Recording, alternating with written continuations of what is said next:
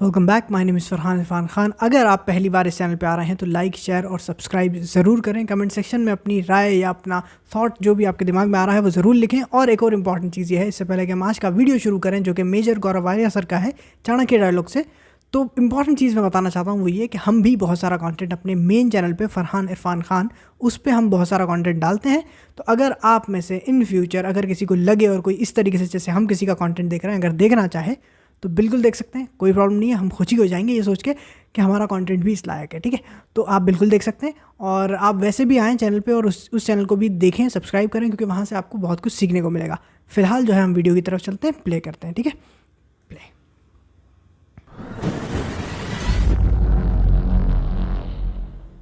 तुमने झंडे को ना हाथ नहीं लगाना चाहिए था। ये तुमने गलत कर दिया। You cross the red line. तुमने एक लक्ष्मण रेखा पार कर दी। और मैं जब तक मेरी सांसें चलती है ना, मैं तुम्हें घसीटता रहूँ। 5 सिपाही पीछे से धक्का दे रहे होंगे, तो तेल होगा नहीं।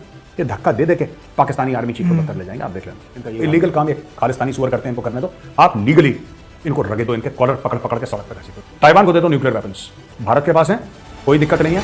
अग्नि आप मिसाइल दे दो। जय हिंद दोस्तों, मैं हूं मेजर गौरव आर्या और आप देख रहे हैं द चाणक्य डायलॉग्स। इस वीडियो को लाइक करिए, हमारे चैनल को सब्सक्राइब करिए और बेल आइकन दबाना बिल्कुल मत भूलिएगा। अच्छा दोस्तों, कल का जो चाणक्य डायलॉग्स था उसके ऊपर बिल्कुल गजब के और भयानक रिएक्शंस आए और मैंने जो ट्वीट करा था वो भी काफी वायरल हो गया और लोगों ने देश विदेश से मुझे कॉल करा, मीडिया वालों का भी कॉल आया कि आप कहना क्या चाहते हैं। तो मैंने बताया, मैं फिर से आपको क्लैरिफाई कर दूं, जो मैंने गुरपतवंत सिंह पन्नू के लिए कहा था तो लोगों ने बोला साहब वो मर गए। देखो उससे कोई फर्क नहीं पड़ता, मरे जिए, ठीक है।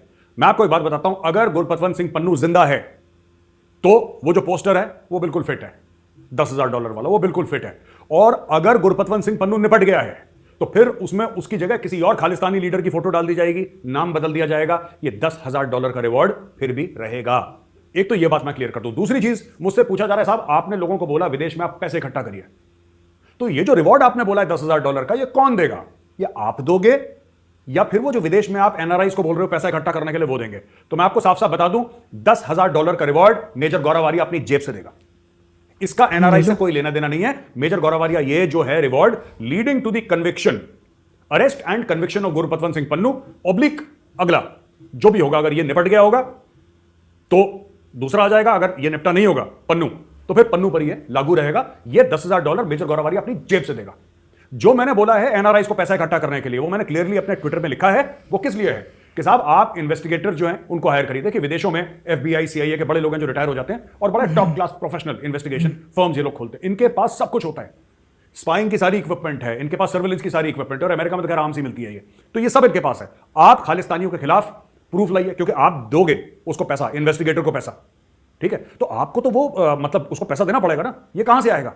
आप जब इन्वेस्टिगेटर को पे करोगे कि 24 घंटे आप इन खालिस्तानियों को सर्विलेंस में रखो, तो आपको पैसा देना पड़ेगा। ये पैसा कहां से आएगा? हजारों डॉलर खर्च होंगे। ये वो पूल है जिससे एनआरआईज पैसा देंगे, जो विदेशी भारतीय हैं वो इससे पैसा देंगे उनको। फिर जब आप केस लड़ोगे, आप वकील करोगे ना, वकील उनको जेल में डलवाने के लिए, उसका पैसा कहां से आएगा? वो उस विदेश का जो पैसा है, हमारे एनआरआई भाई बहन है जो उन्होंने इकट्ठा करा है, वो वहां से उस लिए फंड है, ठीक है जी। उस फंड का वो काम है खालिस्तानी को ट्रैक करना। मैंने जो अवार्ड बोला है $10,000 का, और अगर कोई इंग्लैंड का करता है तो उसका कन्वर्जन पाउंड्स में, या कोई और कहीं से करता है तो उसका कन्वर्जन यूरोज में या कोई भी लोकल करेंसी में, वैल्यू उसकी $10,000 होगी और वो मेजर गौरव आर्या अपने प्राइवेट फंड से, अपनी तनख्वाह से, अपनी सेविंग से देगा। ये मैं आपको क्लैरिफाई कर दूं, ठीक है जी। पन्नू मरा नहीं मरा मुझे नहीं पता, ये तो जब कोई न्यूज वाला कह रहा है मर गया है, कोई कह रहा है जिंदा है, और जैसा भी है यार, जैसा भी है, जो भी है देखा जाएगा। लेकिन पन्नू डर के मारे अंडरग्राउंड जरूर हो गया जब से मारा गया ना उसको। ये जितने भी ये टपके थे 4-5 खालिस्तानी, एक के बाद एक, पन्नू साइलेंट हो गया। पन्नू तो ऐसा था ना, time time time time time time बोल बोल के ऐ कर देंगे। अचानक पन्नू साइलेंट, म्यूट हो गया पन्नू, वॉल्यूम 0 उसका। ये खौफ अच्छा है, ये खौफ होना चाहिए, ठीक है। एंड मैं सिर्फ गुरपतवंत सिंह पन्नू को एक बात कहना चाहता हूं, फिर मैं नेक्स्ट न्यूज आइटम पे आऊंगा। मैं सिर्फ एक बात, और हर एक खालिस्तानी को, ठीक है बेटा, ऐसा है मैं तुम्हारे पीछे पड़ गया हूं, मुझे कुछ करना पड़े, ठीक है। मुझे कहीं से भी कैसे भी फंड्स रेज करने पड़े, मुझे कुछ करना पड़े, मैं करूंगा। अब मैं तुम्हारे पीछे पड़ गया हूं। तुम अगर हाई कमीशन के सामने ना मुर्दाबाद के नारे लगाते, मैं समझ लेता, फ्रीडम ऑफ एक्सप्रेशन, और मैं इस मामले में काफी लिबरल हूं यार। मेरे खिलाफ 10 लोग बोलते हैं, मैं कभी कुछ नहीं बोलता। चलो तुमने भारत के खिलाफ भी बोला, मैं कहता हूं जिस मुल्क में तुम हो वो मुल्क तुम्हें वो राइट देता है। तुमने बोला, कहानी खत्म। तुमने झंडे को ना हाथ नहीं लगाना चाहिए था, ये तुमने गलत कर दिया। You cross the red line, तुमने एक लक्ष्मण रेखा पार कर दी।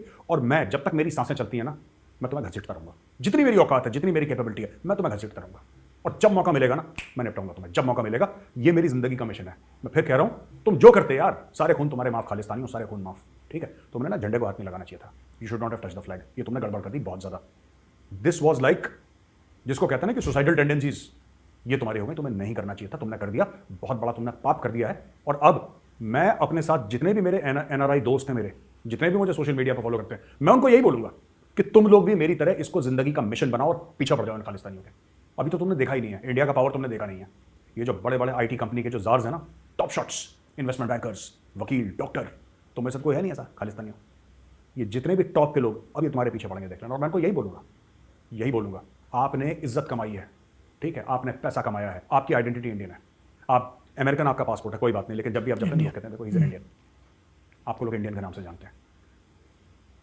उस माँ का कर्ज चुकाने का वक्त आ गया है। आप उससे ये पूछते हैं ना कि हम मेरे साथ क्या कर सकते हैं, ये करो, ये करो।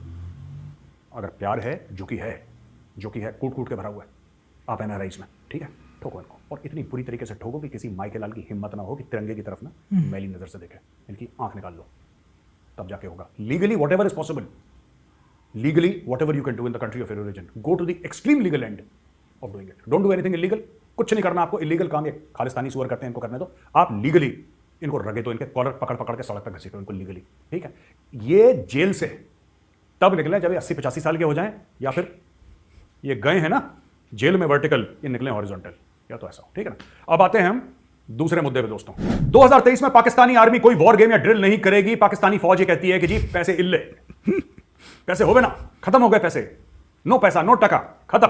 Fuel prices in Pakistan already extremely high at 262 PKR पर लीटर। ये कह रहे हैं कि जी 262 रुपए पर लीटर तेल है, हमारी हवा निकल चुकी है। जिहाद, गजवाए हिंद और फालतू की और बकवास जो हम करते थे, जो हम अलिफ लैला की कहानियां सुनाते थे अपने बच्चे को कि जिहाद फी सबीलिल्लाह, घोड़े पे बैठ कर जाओगे और लाल किले पे सब्ज हिलाली परचम लहराओगे इंशाल्लाह, ये सब बकवास थी। और हम कबूल करते हैं कि साहब ये हमने बकवास करी, गजवा फजवा जो भी करते हो, और अब हमारे पास कोई पैसे नहीं है, साफ सीधी बात, ठीक है। Crisis hit nation is reached a stand by agreement with IMF। 3 billion की फंडिंग की बात हो गई है, और इन्होंने साफ सीधा बोल दिया है कि भैया जो हमारी फौज है, हमारी फौज के पास इतना पैसा नहीं है कि गाड़ियों में तेल डाल दें, ठीक है। अब जनरल साहब इनके, मैं बता रहा हूं 2 महीने के बाद क्या होगा। Pakistani chief of army staff जब घर से दफ्तर जाएगा ना, घर से दफ्तर जाएगा सुबह, तो बस गाड़ी में बैठा होगा, सामने ड्राइवर होगा और 5 सिपाही पीछे से धक्का दे रहे होंगे, तो तेल होगा नहीं, ये धक्का दे के पाकिस्तानी आर्मी चीफ को दफ्तर ले जाएंगे। आप देख लेना, इनका यही हाल होने वाला है। बहुत गजवा फजवा, ये करेंगे वो करेंगे, और जिहाद फलाना ढिमका। जिहाद की जगह तुम्हारे यहां फसाद हो गया भैया। अच्छा, तो एक और चीज, पाकिस्तान का प्राइम मिनिस्टर शहबाज शरीफ कहता है कि साहब जो कुरान जलाई गई है स्वीडन में, उसके खिलाफ पूरे पाकिस्तान में हम लोग प्रोटेस्ट करेंगे। ओए शाबाश, ये प्रोटेस्ट करेंगे बेगरत। भाई साहब, ये ऐसे अजीब से लोग हैं, मुझे एक बात समझ में नहीं आती। ये स्वीडन में किसी ने कुरान जलाई है, ये अपने मुल्क का बेड़ा गर्क, जिसका ऑलरेडी बेड़ा गर्क हो चुका है, ये उसका और बेड़ा गर्क। बेगरत भी तो है इनके, अभी तक एम्बेसी वहां पर है, इनके जो लोग हैं अभी भी वहीं पर हैं, तो इन्होंने तो नहीं बुलाया वापस। होती है, मैं आइडिया देता हूं आपको। अब वो काम करो जो ईरान ने करा है। हिम्मत है पाकिस्तानियों? नहीं, तुम्हें तो अपने बच्चे भेजने हैं स्वीडन में रहने के लिए, तुम्हें तो बच्चे भेजने हैं, तुम्हें वहां की लड़कियों से शादियां करनी है, तुम्हें वहां पे घर बसाने हैं अपने, तुम्हें वहां पे जो अनएम्प्लॉयमेंट का भत्ता मिलता है, बेरोजगारी भत्ता, तुम्हें वो चाहिए। तुम्हें मुफ्त में, without qualification, without brain, without talent, तुम्हें फर्स्ट क्लास एक जिंदगी चाहिए। मुफ्तखोरी की आदत है। ओ भाई साहब, एक बात बताओ, ईरान ने क्या करा? ईरान ने बोला ठीक है मुसलमान बोल के तुमने कुरान शरीफ जलाई ना, हम अपना एम्बेसडर नहीं भेजेंगे। ईरान ने मना कर दिया, बोला नो, नॉट एट ऑल, हम नहीं भेजेंगे। उनको भेजना था नया वाला, उन्होंने नहीं भेजा। तुम क्यों नहीं करते पाकिस्तानियों? भाई तुम क्यों नहीं करते? तुम नहीं करोगे क्योंकि बेटा स्वीडन में पैसा है। तुम लोग इस्लाम की खरीद फरोख्त करते हो, यह तुम्हारी असल में औकात। ये मैं तुम्हारे मुंह पे बोल रहा हूं, तुम इस्लाम की खरीद फरोख्त करते हो, ठीक है। तुम प्रॉफिट मोहम्मद के नाम को एक एटीएम की तरह इस्तेमाल करते हो। ये पाकिस्तानी मुसलमानों के लिए बोल रहा हूं मैं, पाकिस्तानियों मैं तुम्हारे लिए बोल रहा हूं। तुम में इज्जत और गैरत का जज्बा है ही नहीं। वही फ्रांस जहां पे प्रॉफिट मोहम्मद के कार्टून बनाए गए, उसी फ्रांस के सामने तुमने अपना कटोरा रख दिया कि लाओ पैसे। और जितने भी आपकी रिलीजियस तंजीमें थी, जितने भी आपके बड़े बड़े दाढ़ी वाले मौलवी थे पाकिस्तान में, जो हर समय ये जिहाद कर देंगे, वो फसाद कर देंगे, ये सब चुप, कि एक ने नहीं बोला कि भाई ये वही फ्रांस था ना जहां पे मोहम्मद के कार्टून लगाए थे, हमें नहीं फ्रांस से चाहिए, हमें कुछ नहीं चाहिए फ्रांस से, हम नहीं लेंगे फ्रांस से। कैसे हिम्मत हुई? हम में गैरत है, हम भूखे सो जाएंगे लेकिन प्रॉफिट मोहम्मद की आबरू के लिए हम अपने सर कटा। ये सब तुम्हारे सिर्फ डायलॉग बाजी है पाकिस्तानियों, हमारे बस का कुछ नहीं है। 300 मिलियन लिए थे एम्बेसडर, बोलो नहीं होगा यार, बोलो हिम्मत है तो बोलो, मैं मानूंगा। मैं इसी वीडियो पे आके बोलूंगा हाँ पाकिस्तानियों अब मैं मानता हूं तुम्हें, अब मेजर आर्या तुम्हें मानता है कि हाँ ठीक है तुम में गैरत है और तुम जज्बे वाली कौम है। तुम लोग जज्बे वाली कौम पता है कहाँ हो?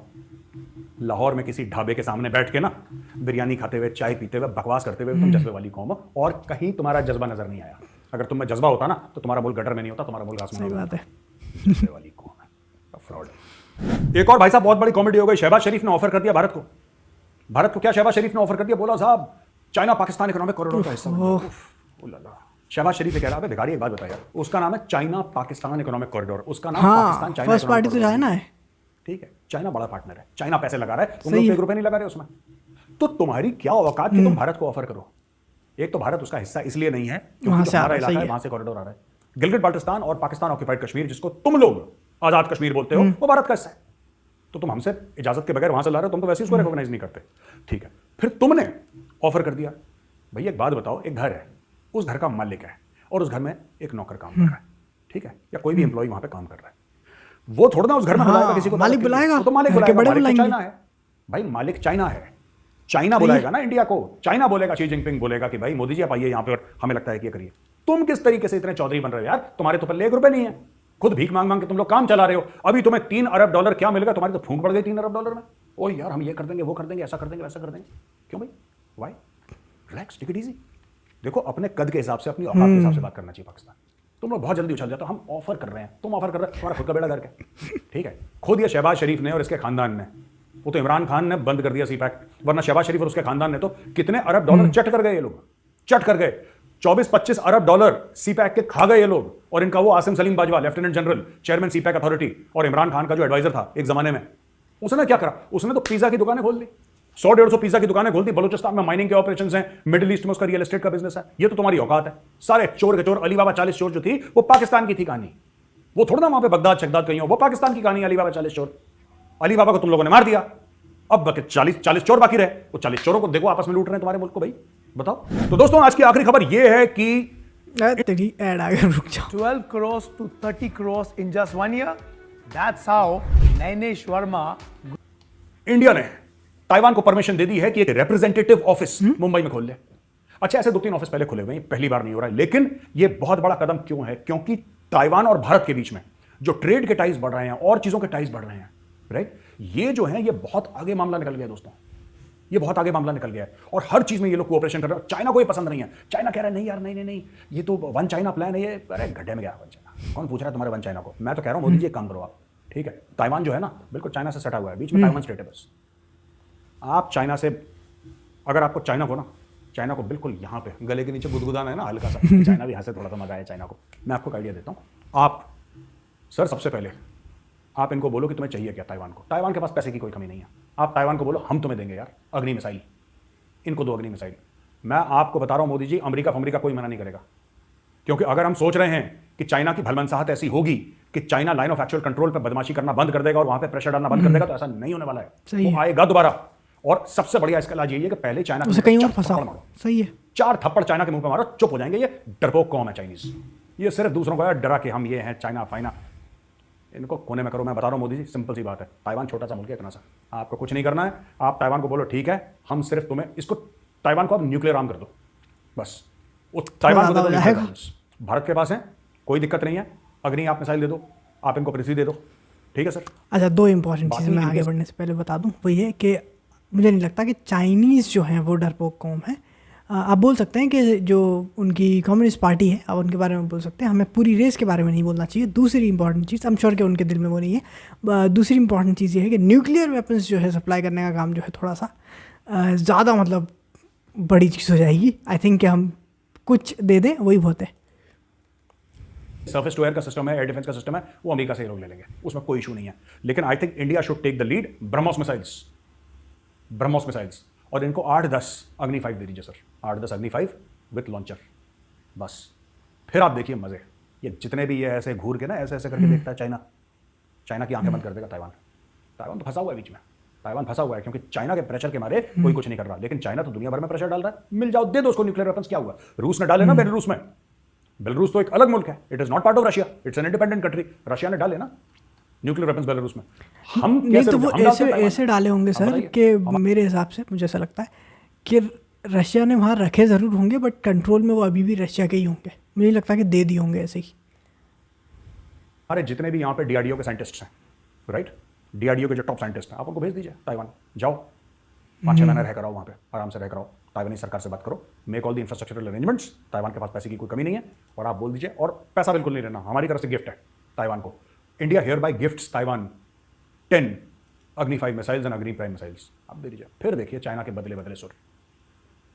इनको सर मैं बता रहा हूँ, ये बात तो सही है, ये तो सही है। अगर किसी को ये गलत फहमी है कि चाइना सुधर जाएगा और चाइना अपनी हरकतों से बाज आएगा, ऐसा नहीं होने वाला सर। इनको चप्पलें पड़नी पड़ेंगी, तब जाके चाइनीज काबू में आएंगे।